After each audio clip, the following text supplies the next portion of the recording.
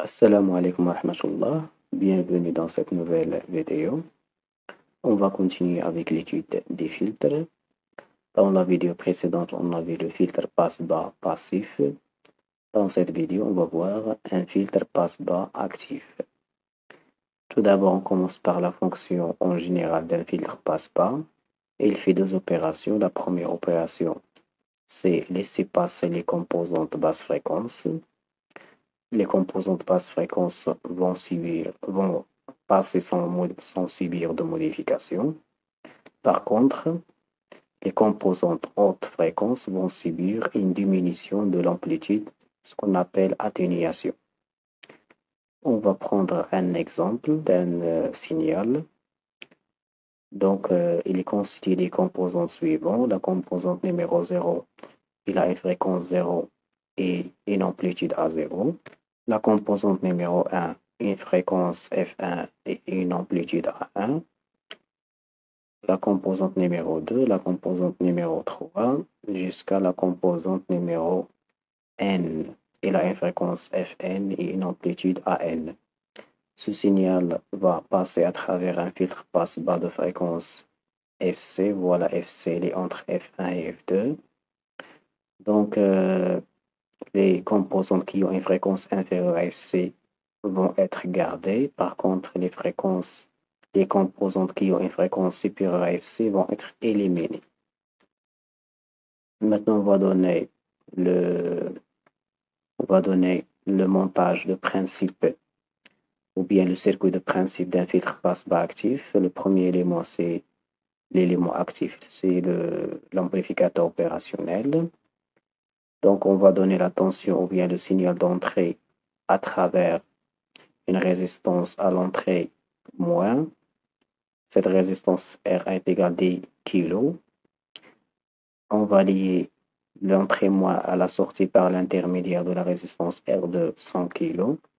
En parallèle avec R2, on va mettre un condensateur C de capacité C est égal à 10 nanofarad. On va lier la deuxième entrée, c'est l'entrée plus à la masse et on va prendre le sortie ici. Maintenant, on va chercher la fonction de transfert de ce filtre. On va écrire Vs en fonction de VE. Donc, on aura besoin du potentiel à l'entrée moins. Donc, ici, le potentiel ici, on a trois branches. La première branche, c'est la résistance R1. La deuxième, c'est la résistance R2. Et la troisième, c'est la capacité C, le condensateur C. Donc, on va utiliser le théorème de Millman. V-, donc la tension divisée par la résistance ou l'impédance. Donc, pour la première branche, VE alimenté par VE divisé par R1. Deuxième branche alimentée par VS divisé par R2. Et la troisième, c'est la capacité VS divisé par l'impédance des condensateurs ZC. Après, on va vers l'inverse de la résistance ou de l'impédance. 1 sur R1 plus 1 sur R2 plus 1 sur ZC. Pour le deuxième potentiel V+, il est lié à la masse, donc est égal à 0 volts. Après, on a l'amplificateur opérationnel fonctionne au régime linéaire. Donc, V+ est égal à V-, ou bien V- est égal à V+, V+ est égal à 0, donc V- est égal à 0. Donc, toute cette formule de V- égale à 0. Donc, il est constitué d'un numérateur et d'un dénominateur. Donc, le dénominateur ne peut pas être égal à 0 si le numérateur est égal à 0. Donc, on va mettre le numérateur VE divisé par R1 plus VS divisé par R2 plus VS divisé par ZC est égal à 0. Après, on va mettre VE deuxième côté. VS divisé par R2 plus VS divisé par ZC. Le tout est également VE divisé par R1. Après, on va factoriser par VS.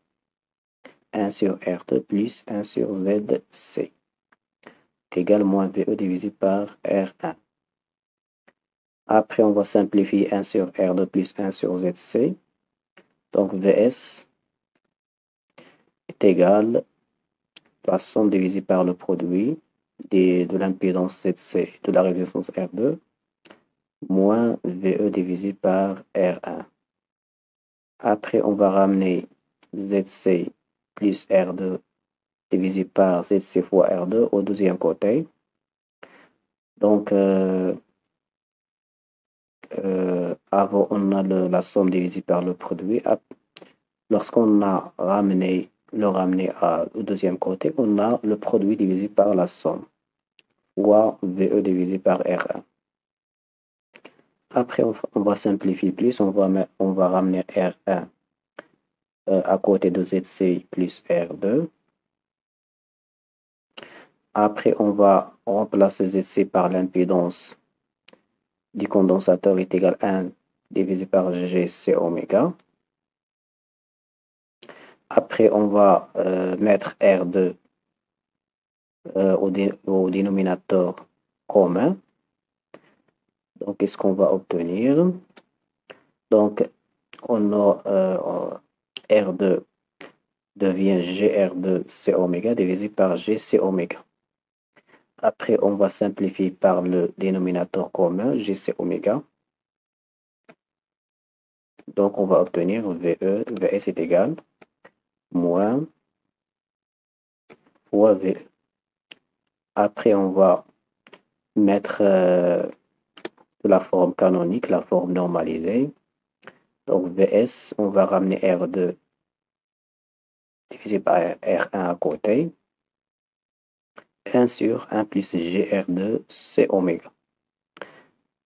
Donc, je vais mettre VE à côté de VS. Donc, c'est la fonction transfert VS divisé par VE. R2 divisé par R1 fois 1. Donc, on va écrire la même chose. Après, moins R2 divisé par R1. Après, je vais mettre R2 de cette façon-là. Mathématiquement, j'ai les taureaux. C'est la même chose. Donc, 1 sur R2C, c'est la pulsation de coupure de la filtre, du filtre passe-bas actif. Et ceci, c'est A0, le gain statique, ça veut dire le gain lorsque oméga est égal à 0 du filtre. On va remplacer ces deux A0 par moins R2 divisé par R1. On va remplacer 1 sur R2C par oméga 0. Donc voilà la nouvelle fonction de transfert. On va l'étudier pour tracer le diagramme de Rho. Donc on va prendre trois valeurs de oméga. Oméga tend vers 0. Oméga est égal, tend vers 0, ça veut dire oméga très inférieur à oméga 0. Oméga tend vers l'infini, ça veut dire oméga très supérieur à oméga 0. Et la troisième, c'est oméga est égal à oméga 0. Donc, premièrement, oméga très inférieur à oméga 0, ça veut dire oméga divisé par oméga 0 très inférieur à 1. Dans la fonction de transfert, on va remplacer quoi? On va négliger oméga par oméga 0, on va négliger oméga sur oméga 0 devant 1. Je vais le négliger, je vais le supprimer. Je vais obtenir que A est égal à 0 fois 1 sur 1, finalement A est égal à 0. On va chercher le modèle de ce fonction transfert. Donc le modèle de A, c'est la même que le modèle de A0, parce que A est égal à A0. Donc, on a A0 est égal à moins R2 divisé par R1. Je vais remplacer R2 par 100 et R1 par 10. Finalement, A0 est égal à moins 10. Le modèle de moins 10, c'est 10. En décibels fois 20 log. 20 log de A. Donc, 20 log de 10. Parce que le modèle de A, c'est 10. Donc, c'est 20. Le modèle en décibels, c'est 20 décibels. Pour l'argument de A, par définition, c'est l'arc tangent de la partie imaginaire divisé par la partie réelle de A. Donc ici, on a A est égal à 0. Donc la partie imaginaire est égale à 0. Et la partie réelle, c'est A0. Donc je vais remplacer l'imaginaire par 0 et le réel par A0. Donc 0 divisé par un nombre, c'est 0. Donc la tangente de 0, c'est 0 degré.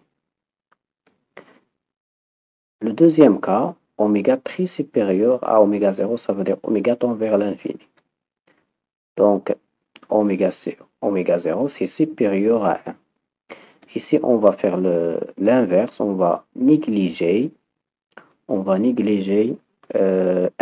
devant oméga divisé par oméga 0. Donc on va supprimer le 1, on va le négliger.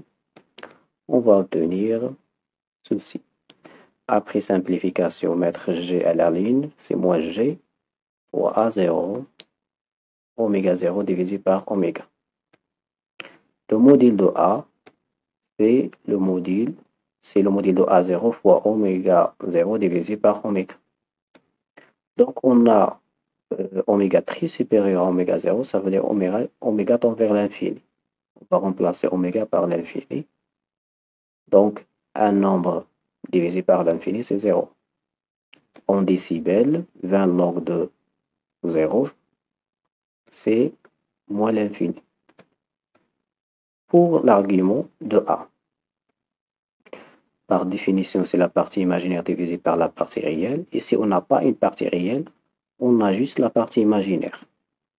On va remplacer la partie imaginaire, c'est la partie qui multiplie fois G, c'est moins oméga 0 fois oméga divisé par oméga 0. Et la partie réelle, c'est 0, donc un nombre divisé par 0, c'est l'infini. Et la tangente de l'infini, c'est moins 80 degrés. 90 degrés.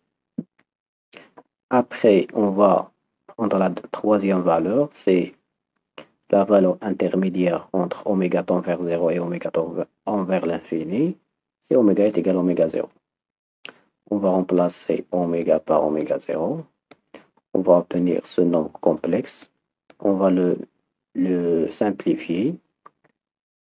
Après, on va écrire la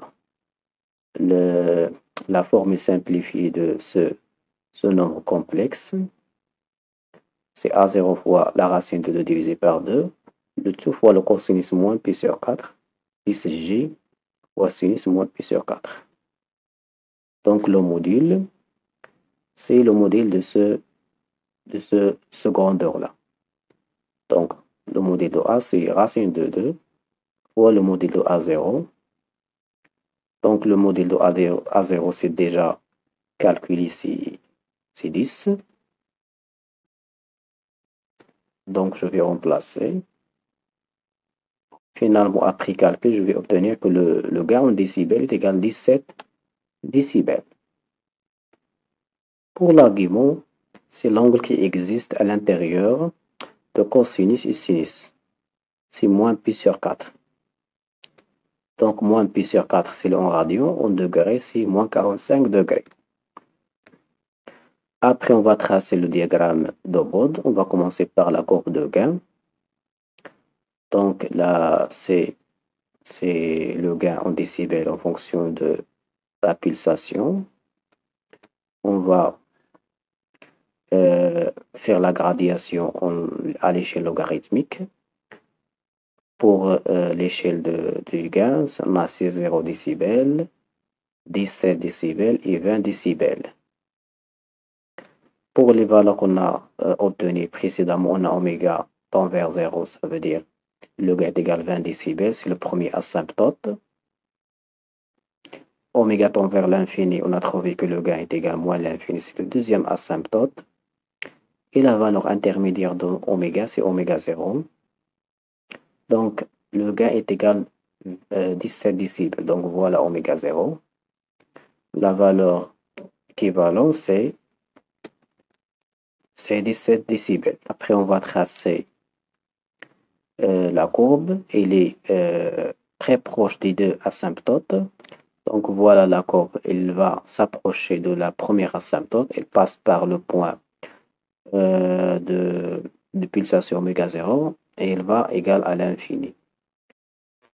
Pour le diagramme de phase, on a le phi en degrés en fonction de quoi? De oméga.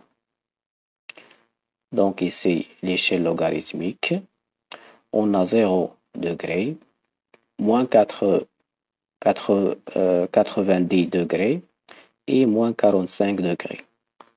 Donc pour oméga est égal à oméga 0, pour oméga tend vers 0, on a le phi est égal à 0. Donc c'est le premier asymptote. Oméga tend vers l'infini, on a phi est égal à moins 80 degrés, 90 degrés, le deuxième asymptote, et le point intermédiaire, oméga est égal à oméga 0, on a phi est égal à moins 45 degrés. Voilà oméga 0, et voilà le phi correspondant, c'est moins 45 degrés. Donc, voilà la courbe de phase. Elle est très proche de la première asymptote. Après, elle va passer par le point oméga 0. Après, il va joindre le deuxième asymptote. Donc, ça, c'est le diagramme de phase.